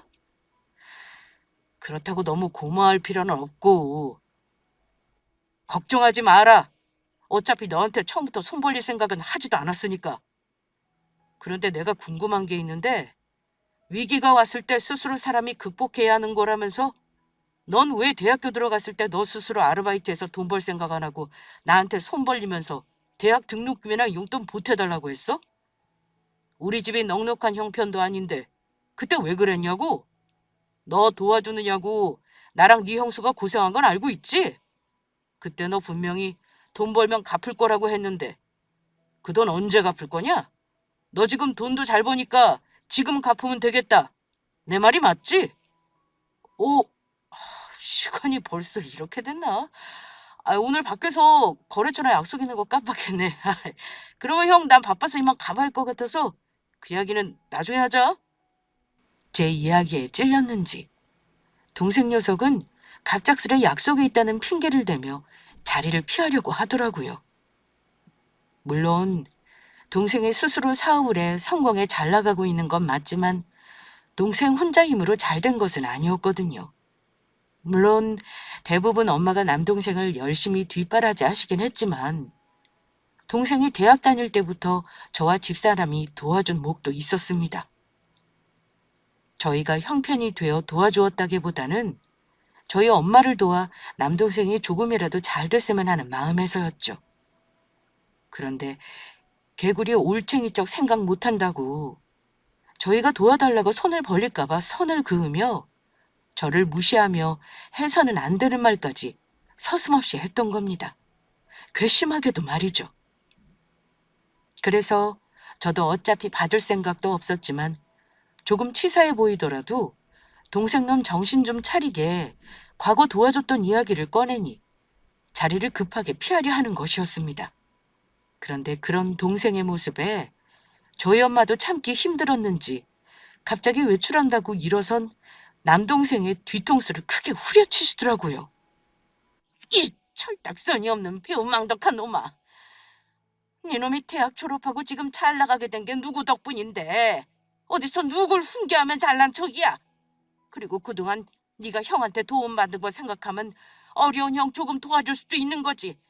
어디서 싸가지 없는 말이나 하고. 원래 힘들 때 사람 도와주면 안 되는 거면 너는 돈도 많이 벌면서 왜 우리 집에서 사냐? 나도 너 없이 편하게 좀 살게. 당장 내 집에서 나가. 나가라고! 아이, 엄마까지 왜 그래? 알았어. 앞으로는 그러면 내가 집세 내면 될 거 아니야. 그깟 돈 얼마면 되는데. 이게 그러고도 정신을 못 차렸어? 너 오늘 나한테 오랜만에 혼 좀 나봐라. 내가 저런 것을 낳고 미역국을 먹었지. 그나마 다행이라면 동생을 빼면 나머지 가족들은 전부 제 편이란 것이었죠. 그리고 그날 동생의 말을 듣고 서럽고 억울한 마음에 아내와 다짐을 했죠. 지금은 우리가 비록 많이 힘들지만 꼭 동생보다 더 성공해 보란 듯이 잘 살아보자고요. 그래서 다시는 이런 서러움을 겪지 말자 이야기했습니다. 그래서 일단 앞으로 뭘 해먹고 살지 그 고민부터 하기로 했어요. 그런데 제가 나이가 있고 코로나로 모두 힘들다 보니 뽑아주는 회사가 쉽게 나타나지 않더라고요. 그래서 아내와 곰곰이 생각해보니 어차피 회사에 다시 들어가게 돼도 결국에는 어느 정도 나이가 들면 퇴직을 할 수밖에 없는 상황이 올 것 같더라고요. 결국 나중엔 먹고 살기 위해선 내 가게를 차려 장사를 할 수밖에 없는 것이었습니다. 해서 지금 조금 고생이 되더라도 내 가게를 차려 장사를 해보자는 마음이었죠. 그렇게 아내와 함께 시작하기로 한 것이 바로 프랜차이즈 치킨집이었습니다. 사실 예전부터 아내와 나이가 들어 퇴직을 하면 무얼 할지 가끔 대화를 나눈 적이 있었는데 그때마다 저나 아내가 하고 싶어 했던 일이 바로 치킨집이었거든요. 그런데 막상 치킨집을 차리기에는 저희가 가진 돈으로는 부족한 상황이었습니다. 가맹비며 인테리어 비용에 그리고 가게 임대료까지 저희 상황에서는 적잖이 큰 돈을 투자해야만 했습니다. 그래서 저희는 그동안 모아두었던 돈이랑 저의 퇴직금에 살고 있는 집의 전세자금을 빼서 월세로 이사가며 가게를 시작하게 되었죠. 그런데 교육을 받고 가게 인테리어를 하며 막상 장사를 시작하니 저희 부부가 기대했던 것과는 너무도 달랐습니다. 코로나라도 대부분의 치킨집은 배달이랑 포장이 늘면서 오히려 장사가 잘 된다고 했는데 저희 가게 사정은 정반대였거든요.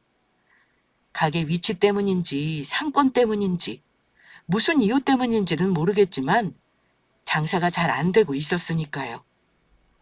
그때는 꼼꼼히 준비한다고 준비해서 연 가게였지만 힘든 시기 너무 대책 없이 가게를 열었나 하고 잠시 후회가 되기도 했습니다. 그때는 치킨집을 연 지 얼마 안 된 시기라 초짜 사장으로 아는 것도 제대로 없는 상태였으니까요. 무작정 열심히만 하면 가게가 무조건 잘 될 거라 생각했던 것이었죠. 하지만 가게는 나아질 기미가 보이지 않았고 계속해 적자를 보는 상황에서 당장 내일 망해도 이상할 게 없는 상태라 걱정이 이만저만이 아니었습니다. 하지만 저희를 속상하게 하는 일은 그뿐만이 아니었죠. 가게를 개업하고 5개월쯤 지났을까. 저희 가게가 장사가 안 되는 걸 알면서도 동생은 굳이 그런 저희 가게를 찾아와 초를 치고 말았으니까요. 말로는 저희 가게 개업을 축하하기 위해 찾아온 거라고 했지만 동생이 저희 가게를 찾아온 목적은 다른 곳에 있었던 것입니다.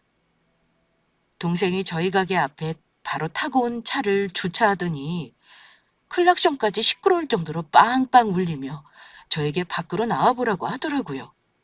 그래서 동생 말대로 가게 밖으로 나가자 외제 고급 승용차를 끌고 와서는 잔뜩 어깨에 힘을 주며 저에게 말하더군요. 형, 내 차 보여? 내가 하는 사업이 워낙 잘 나가야지. 아이, 그래서 얼마 전에 큰 마음 먹고 한 대 뽑았어. 어때, 좋지? 외제차 타고 다니는 내가 부럽지? 5개월이 지나서야 갑자기 우리 가게 개업 축하해준다고 오고 싶다고 하더니 너 네 차 자랑하고 싶어서 우리 가게 찾아온다고 했던 거였냐? 에이, 형. 형은 또 무슨 말을 그렇게 해. 그냥 겸사겸사 찾아온 거지. 그런데 엄마한테 들으니까 형네 가게 장사 안 된다며? 형 언제 돈 벌어서 나 같은 차 타고 다닐래?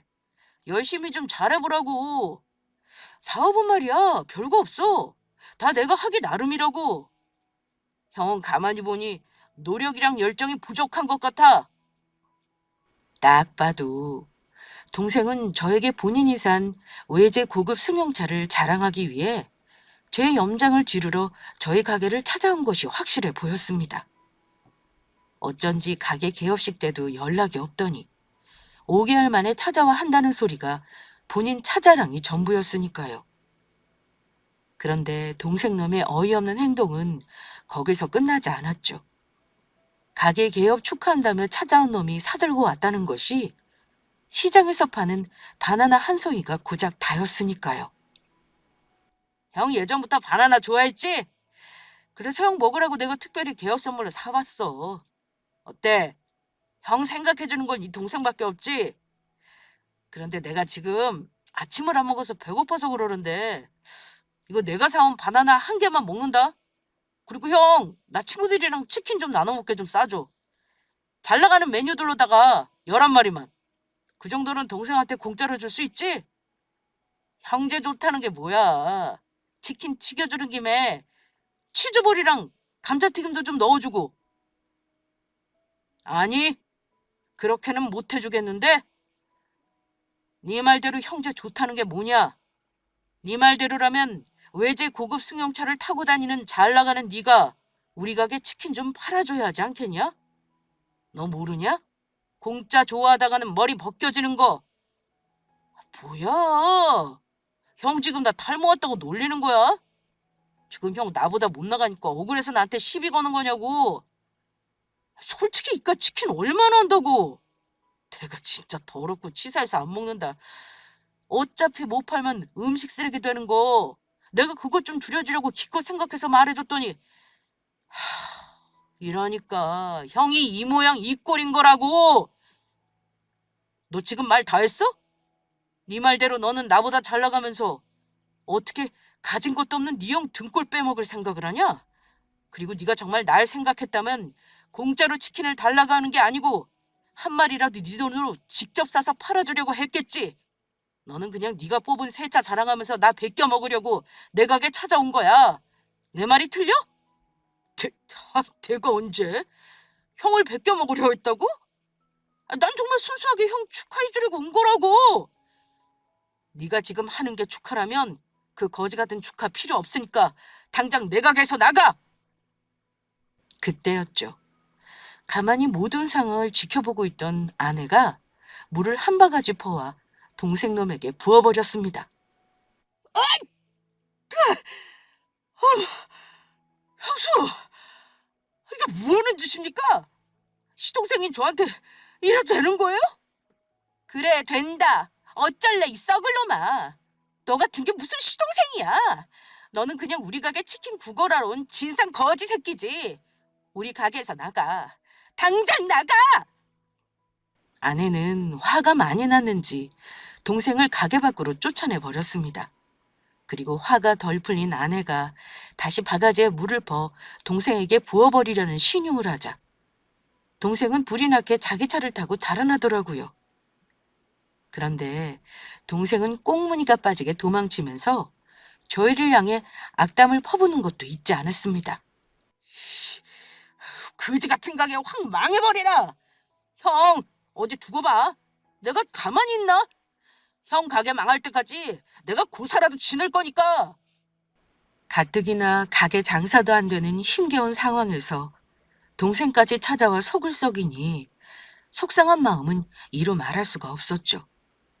그런데 동생에게 당한 것이 아내도 억울했는지 그날 단단히 결심을 하더라고요. 여보, 우리 꼭 성공해서 도련님 콜을 납작하게 해주자. 억울해서 안 되겠어. 그래서 도련님이 힘들어져서 도와달라고 우리 찾아와도 절대로 안 도와줄 거야. 그래, 우리 악착같이 힘내서 꼭 성공하자. 우리 분명 잘 해낼 수 있을 거야. 동생이 그렇게 염장을 지르고 가니 이대로 가만히 있을 수는 없겠더라고요. 그래서 뭐라도 해보자는 심정에 가게 오픈했을 때처럼 밖에 나가 전단지도 돌리고 치킨을 시키면 음료를 하나 더 주는 이벤트도 하고 배달앱으로 음식을 주문하고 리뷰를 단 손님들에게 서비스를 주는 행사도 열고 손님 한 분 한 분에게 정말 정성을 다했습니다. 하지만 저희가 아무리 노력해도 그런 저희의 노력에 찬물을 끼얹은 사건은 계속해 벌어졌습니다. 배달앱으로 치킨을 시킨 손님 한 분이 저희 가게에 악플을 단 것입니다. 음식에서 행주 튀긴 것이 같이 나왔다며 사진을 올렸는데 손님이 찍은 치킨 사진은 저희 가게 치킨도 아닐 뿐더러 치킨 메뉴도 저희 가게에서 파는 것이 아니었습니다. 누가 봐도 저희 가게 장사를 방해하기 위해 가짜로 글을 올린 게 분명해 보였죠. 그래서 저도 참지 않고 바로 글을 올렸습니다. 고객님, 안녕하세요. 달아주신 댓글 잘 보았습니다. 그런데 고객님이 올리신 치킨 사진은 저희가 가게에서 파는 메뉴가 아닌 것으로 보입니다. 인터넷으로 확인해 보시면 아시겠지만 저희 가게에서는 고객님이 드신 치킨 메뉴는 판매하지 않고 있습니다. 아무래도 저희 가게를 영업 방해하기 위해 거짓으로 글을 올리신 것으로 보이니 고객님이 올리신 증거를 바탕으로 업무 방해죄로 고소를 진행하려 합니다. 나중에 경찰서에서 뵙겠습니다. 그리고 제가 고소하겠다는 글을 올리자마자 겁을 먹은 것인지 악플러가 올린 글은 1시간도 지나지 않아 지워버리더라고요. 이쯤 되니 아내와 저는 고민을 하게 되었습니다. 저희가 최선을 다한 다음에 욕을 먹은 것은 상관없지만 장사도 안 되는데 자꾸 안 좋은 일들만 생기니 치킨집을 하는 건 저희와 인연이 아닌가 싶었던 것이죠. 그래서 정말 집사람과 심각하게 가게를 접어야 하는 건 아닌지 고민을 하게 되었습니다. 그런데 그 와중에 동생놈이 다시 저희 가게를 찾아와 속을 썩이더군요. 그날 아내가 가게에서 자신을 쫓아낸 것에 대해 앙심을 품은 것인지 저희 가게 매상을 올려주겠다고 친구들을 데려와 치킨과 음료를 한가득 시키더라고요. 그것도 저희 가게에서 쫓겨날까봐 제한 인원에 딱 맞춰서요. 그 전에 일도 있고 동생의 행동이 걱정되지 않은 건 아니었지만 설마 친구들까지 데리고 와 저희 가게에서 큰 말썽을 부릴까 싶어 아무런 의심을 하지 않았습니다. 하지만 설마가 사람 잡는다고 그날 동생은 기어이 저와 인연을 끊는 사고를 치고 맙니다. 동생이 찾아왔던 곳은 저녁 시간이었는데 영업 제한 시간이 가까워졌음에도 나갈 생각을 하지 않는 것이었습니다. 그래서 동생과 동생 친구들을 억지로 내보내려고 하니 안 나가겠다고 버티며 동생 놈이 글쎄 치킨값을 내지 않으려 하는 것이었죠. 그것도 말도 안 되는 핑계를 대면서요. 저번에 형이 내가 치킨 11마리 싸달라는 거 안 싸줘서 오늘 내가 친구들 데리고 와서 일부러 먹은 건데? 그러니까 우리 돈 낼 필요 없지? 저번에 형이 나 치킨 11마리 안 싸준 값으로 퉁치면 되는 거잖아. 너 그러면 지금부터 무전 취식할 생각으로 우리 가게 왔다는 거야? 무전 취식이라니. 그깟 치킨값 얼마나 한다고. 형은 왜 자꾸 가족끼리 돈을 받으려고 해? 너 정말 이렇게 나올 거냐? 정말 형제끼리 끝장을 보자는 거지? 그래, 이렇게 나올 거다. 어쩔래? 왜? 형 경찰이라도 부르려고? 어디 한번 부를 수 있으면 불러보든지. 나 하나도 안 무서우니까. 동생은 아마도 제가 지 친형이기도 하니 절대로 동생 놈을 경찰에 신고할 수 없다고 생각한 것 같았습니다. 하지만 동생 놈은 알지 못했을 겁니다. 제가 정말 한다면 하는 사람이라는 걸 말이죠. 형제도 형제 나름이라고 힘든 자기 형제를 걱정하고 위해주기는커녕 남보다 못하게 대하면 못 살게 구는데 어떻게 그런 인간을 동기간이라고 할 수 있을까요? 그래서 저는 그날 정말로 동생놈과 끝장을 내기로 마음먹었습니다. 그래, 네가 그렇게 정 원하면 경찰 불러줄게. 여보, 우리 가게 찾아와서 무전 취식한 이 도둑놈들 지금 당장 112에 신고해. 아내는 제 말에 경찰서에 신고를 했고 얼마 지나지 않아 경찰관들이 경찰차를 타고 달려왔습니다. 그제야 동생과 동생 친구들까지 겁을 먹고 안절부절 못하며 저에게 싹싹 용서를 빌더라고요. 형님, 잘못했습니다.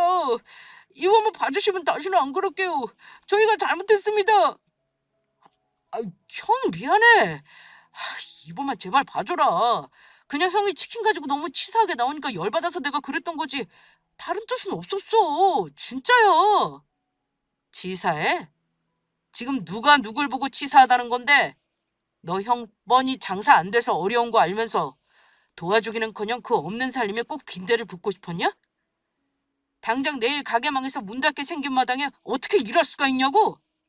네가 한 행동은 당장 내일 죽을 사람한테 빨리 죽으라고 죽어라 패는 거랑 다를 바 없다고. 야 김준식, 너 어떻게 된 거야? 네 형 가게 장사도 무진장 잘 되는데 동생 먹는 거 아깝다고 닭 한 마리도 안 튀겨주려고 해서 치사하게 혼쭐 내주려고 해서 같이 왔더만. 인제 보니 너 형님 장사도 안 되는데 일부러 괴롭히려고 우리 데리고 온 거였어? 너 형님 가게 오픈할 때 얼마나 보태줬다고 우리한테 말한 것도 전부 거짓말이지? 그게 아니면 형님이 왜 저렇게 말씀하시는데? 이 자식, 네가 그러고도 인간이냐? 앞으로 너랑 절거다. 형님, 얼마 전에 형님 가게에 배달업으로 악플 달린 적 있죠? 그거 이 자식이 저번에 술 먹고 저희 집에서 그랬던 거예요. 어릴 때부터 잘난 것도 없으면서 형이라고 자기 가르쳐 들으면서 잘난 척하더니 치킨 가게 열어놓고 치사하게 공짜로 치킨도 안 주려고 한다고 복수할 거라면서 제가 말리는데도 가짜로 악플을 달았더라고요. 이런 놈을 상종도 하지 마세요. 치킨값은 저희가 잘못했으니 전부 물어드리겠습니다. 형님, 힘드신데 저희까지 찾아와 힘들게 해드려서 정말 죄송합니다. 내가 언제 그랬다고 그러냐? 형, 아니야. 절대 아니라고. 동생 친구들의 말에 저는 정말 황당하다 못해 절망하고 말았죠. 가장 힘들 때 힘이 되어줘야 하는 가족이 제 등에 몰래 칼을 꽂고 있었던 겁니다. 그래서 저는 그동안 참아왔던 울분을 담아 결국 동생놈의 멱살을 잡고 말았죠. 네 놈이 그러고도 인간이냐? 네가 그러고도 사람이냐고. 너 오늘 먹은 술값이랑 치킨값 네 친구들 말고 네가 전부 계산하고 가라. 안 그랬다가는 정말로 너 고소해버릴 테니까. 그리고 오늘 너 나한테 좀 맞자. 그리고 마지막으로 이야기하는데 오늘로써 너랑 나랑 형제 인연은 여기서 끝이다. 이 원수보다 더한 놈아!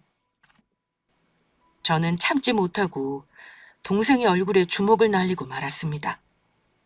주변 친구들과 경찰들까지 저를 말리고 아주 난리였죠. 동생은 그날 먹은 치킨값에 술값을 물어주며 모든 사건이 일단락되긴 했지만 그날 이후 저는 정말로 동생의 얼굴을 안 보게 되었습니다. 경찰관님들도 일을 정리해주고 떠나시면서 저와 아내를 안 된 눈빛으로 쳐다보시더라고요.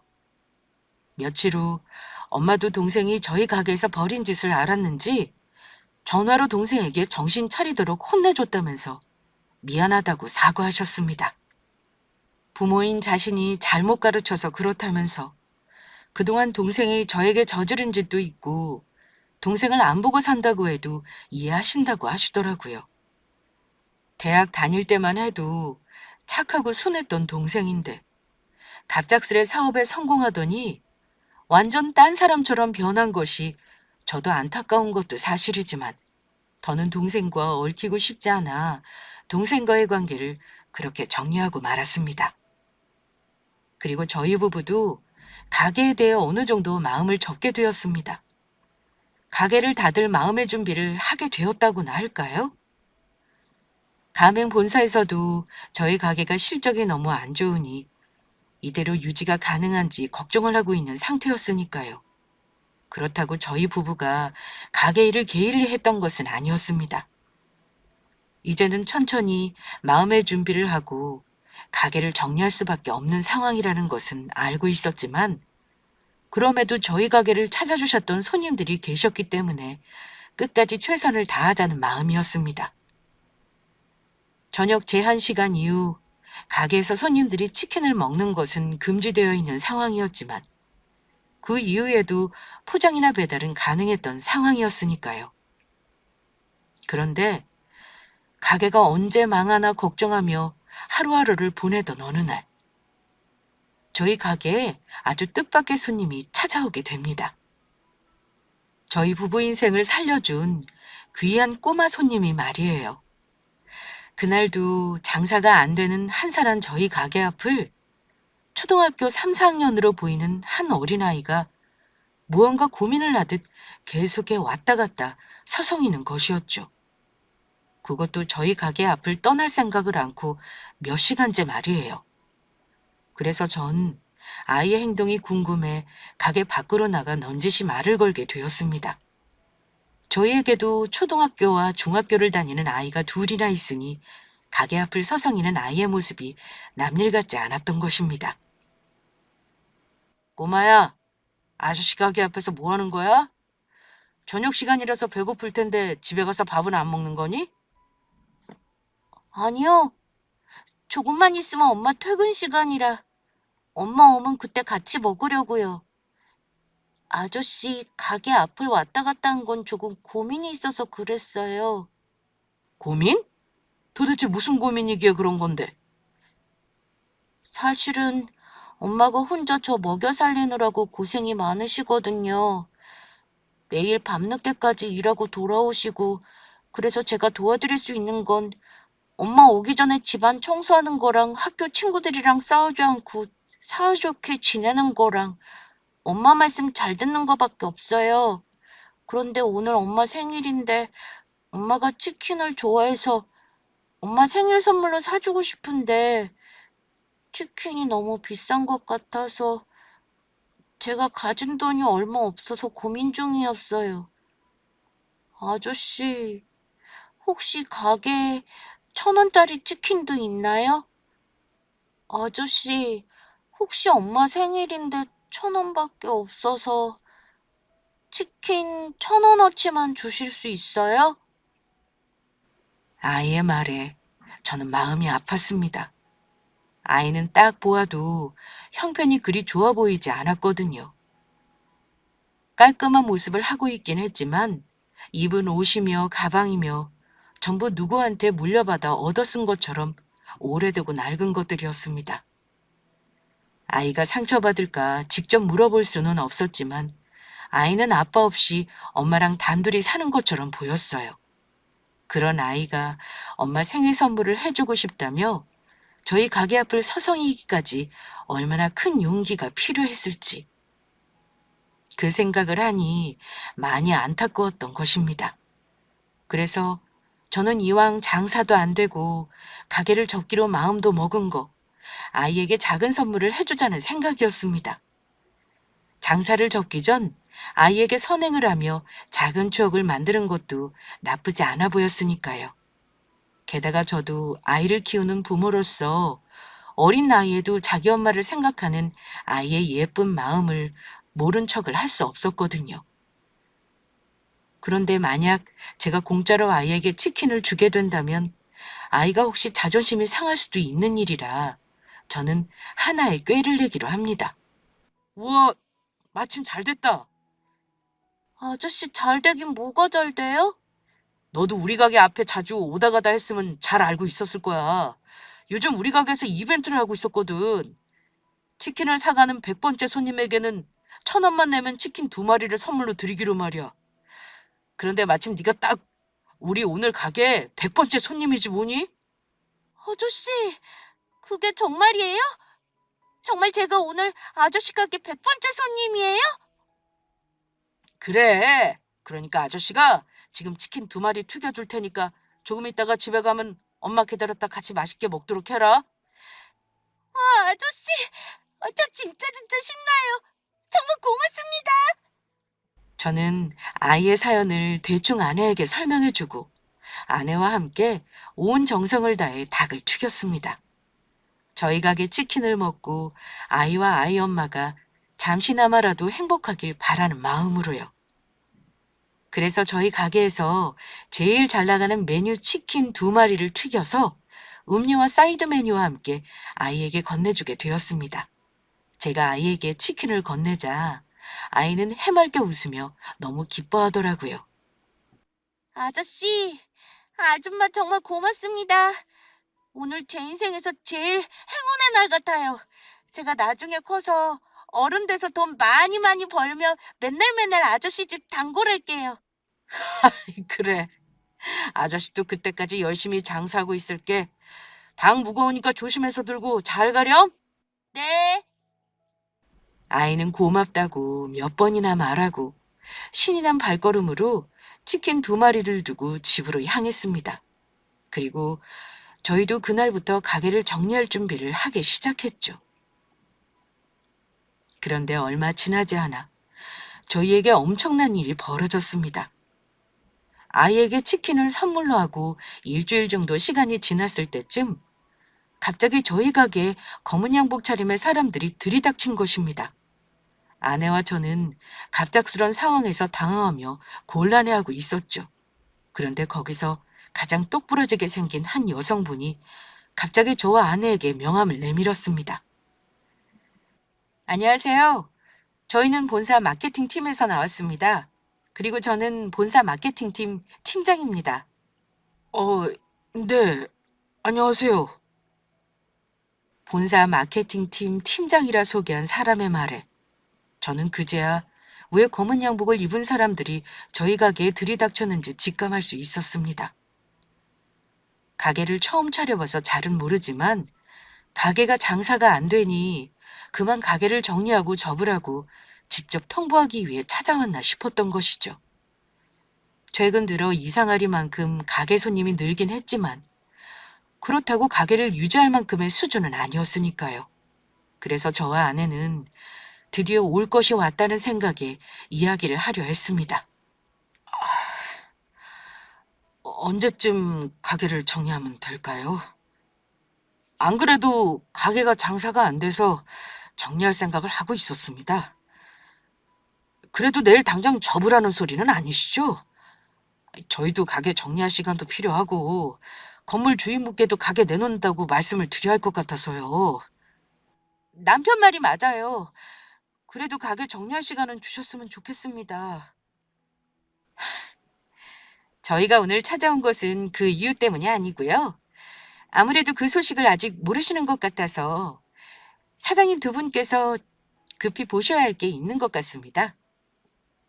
그렇게 말하며 마케팅팀 팀장이라는 분이 저희 부부에게 보여준 것은 어느 SNS에 나돌고 있는 한 인기 게시물이었습니다. 그리고 저는 그 인기 게시물을 확인한 순간 깜짝 놀라고 말았죠. 상호는 가려져 있었지만 SNS에 저희 가게 사진이 대문짝만하게 떡 찍혀서 돌아다니고 있었으니까요. 두 천사 부부가 운영하는 치킨집으로요.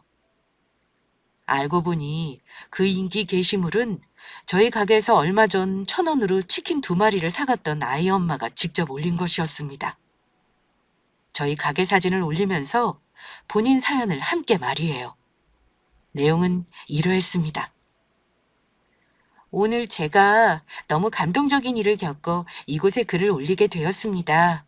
사실 저는 3년 전 교통사고로 남편을 잃고 아이와 단둘이 살고 있었습니다. 오늘도 회사에서 늦게 퇴근을 하고 집에 가보니 아이가 신이 나 치킨 2마리를 사와 저를 기다리고 있더라고요. 제 생일 선물로 준비했다면서요. 저는 그 말을 듣는 순간 정말 깜짝 놀라고 말았죠. 순전히 제가 능력이 부족해서이지만 저희 집이 다른 집만큼 형편이 좋은 것도 아니고 아이에게 주는 용돈이라고는 한 달에 5,000원이 다인데 무슨 돈으로 치킨을 사왔나 싶었던 것이죠. 아이가 제 생일 선물을 해주고 싶은 마음에 혹시 남의 돈이라도 훔쳐 치킨을 사온 것인가 싶어 아이를 추궁하려 했었어요.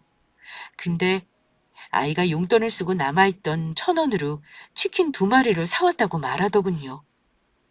아이가 치킨을 사왔던 가게에서 100번째 손님으로 이벤트에 당첨이 되었다면서 사장님이 1,000원에 치킨 2마리를 주셨다는 것이었습니다.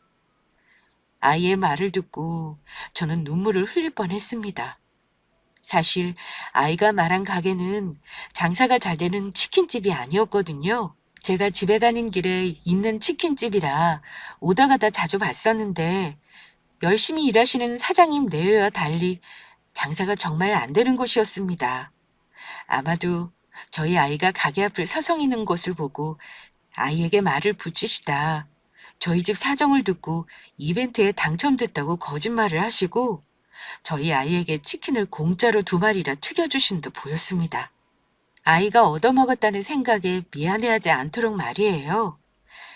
아이 아빠가 떠나고 아이를 혼자 키우느라 많이 힘들었었는데 참으로 오랜만에 따뜻한 사람의 정을 느껴봅니다. 저희 아이를 배려해 주신 사장님 네 분을 보며 아직 세상은 살만하다는 생각이 드네요. 조만간 작은 음료수라도 사들고 찾아뵙고 감사하다고 인사를 드리려 합니다. 그래서 이런 곳에 글을 올려도 될지 모르겠지만 치킨집 사장님 두 네 분께 감사함을 전하며 제 글이 사장님이 치킨집 운영하시는데 조금이라도 도움이 될까 올려봅니다. 사장님 두 네 분께 진심으로 감사드립니다. 아이 엄마. 아이 엄마가 올려주신 사진만 봐도 저희 동네 사람이라면 아이 엄마가 말한 집이 바로 저희 가게라는 걸 알 수 있었습니다. 어쩐지 요 며칠 조금씩 장사가 잘 된다고 싶었는데 아무래도 아이 엄마가 올린 글을 읽은 사람들이 아름아름 찾아 일부러 저희 가게로 와주신 듯 보였습니다. 아래 댓글을 보니 저희 가게 위치를 알려주는 분들도 계셨으니까요. 아이 엄마가 올린 게시물은 이미 여러 사람이 재편집되어 여기저기 퍼나르면서 인기 게시물이 되어 있었습니다. 저희는 아이에게 치킨 2마리를 튀겨준 것밖에 없는데 아이 엄마의 마음이 고맙고 감사할 따름이었습니다. 그런데 저희 두 부부가 글을 다 읽자 본사 마케팅팀 팀장이라는 분은 정말 깜짝 놀랄 만한 소식을 저희에게 전해주었습니다.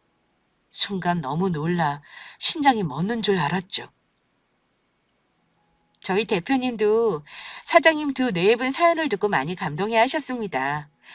그래서 대표님 지시로 저희 회사 내부에서도 상의를 해본 결과 사장님 두 분께서 이렇게 좋은 일 하시는데 저희도 가만히 있으면 안 될 것 같아 도움을 드리려 이렇게 찾아오게 되었죠. 사장님 덕분에 저희 회사 이미지도 덩달아 좋아지는 효과도 보고 있고요. 그래서 본사 차원에서 사장님 두 분께 지원을 해드릴까 합니다. 지원이요? 네.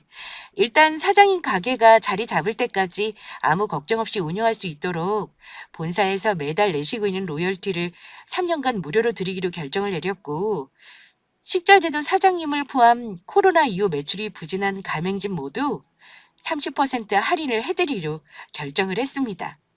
그리고 특별히 사장님 가게는 본사 차원에서 도와드릴 수 있는 부분은 최대한 도와드리려 합니다.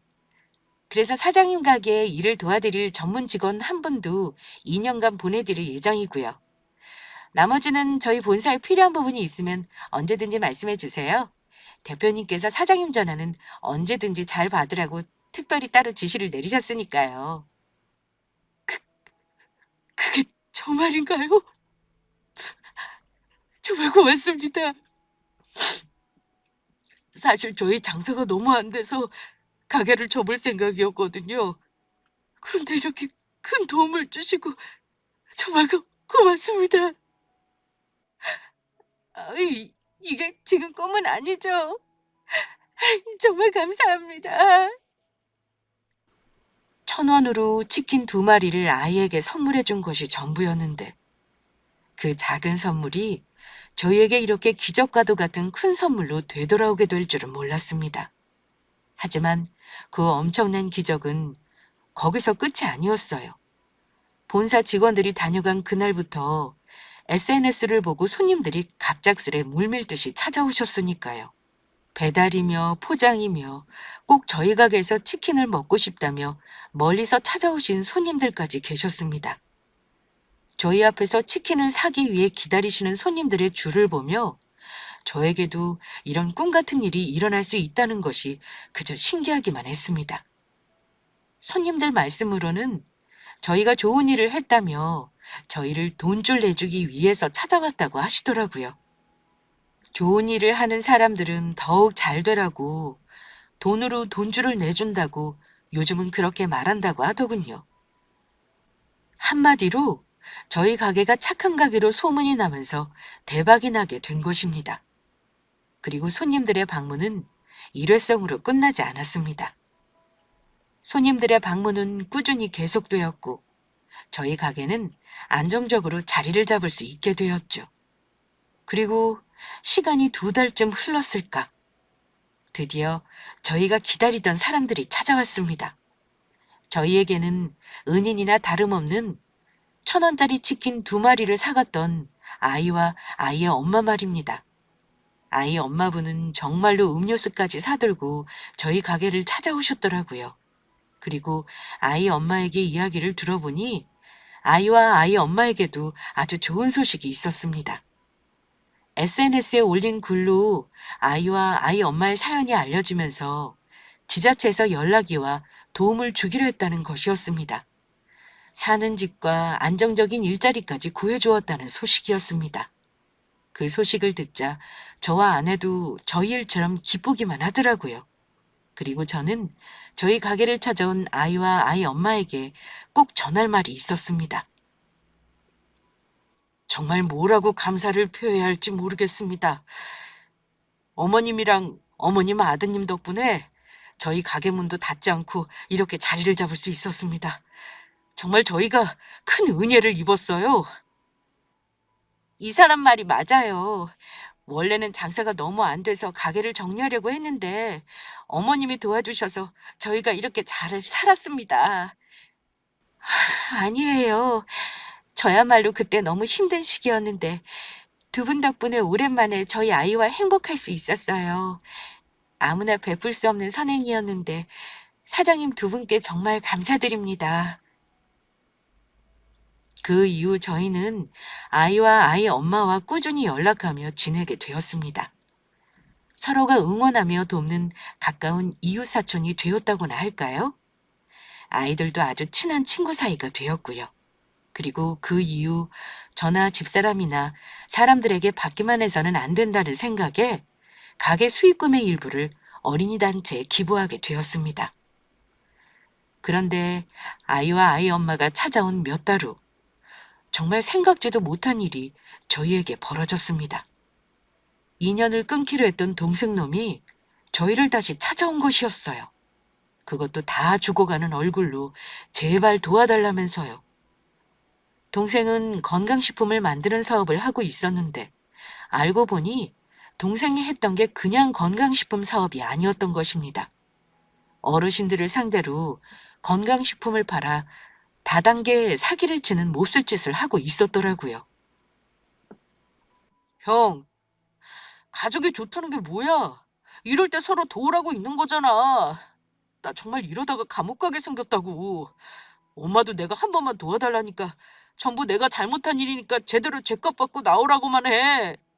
나 그래서 지금 형량이라도 줄이려면 합의금이 필요해서 그러는데 나 좀 조금만 도와주라.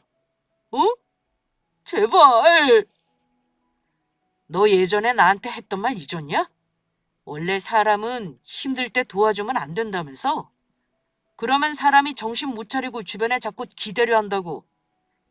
나도 너한테 똑같이 이야기해 줄게. 지금 네 일들은 전부 네가 잘못해서 벌어진 일들이니까 네 스스로 책임지고 죗값 치러서 잘 이겨내길 바란다. 다시는 이런 나쁜 짓 하지 않도록. 앞으로 우리 다시는 보지 말자. 동생은 결국 사기죄로 구속되어 교도소에서 그 죗값을 치르게 되었습니다. 그리고 현재 저는 제가 치킨집을 열었던 그곳에서 열심히 장사하며 아내와 아이들과 함께 잘 살고 있고요.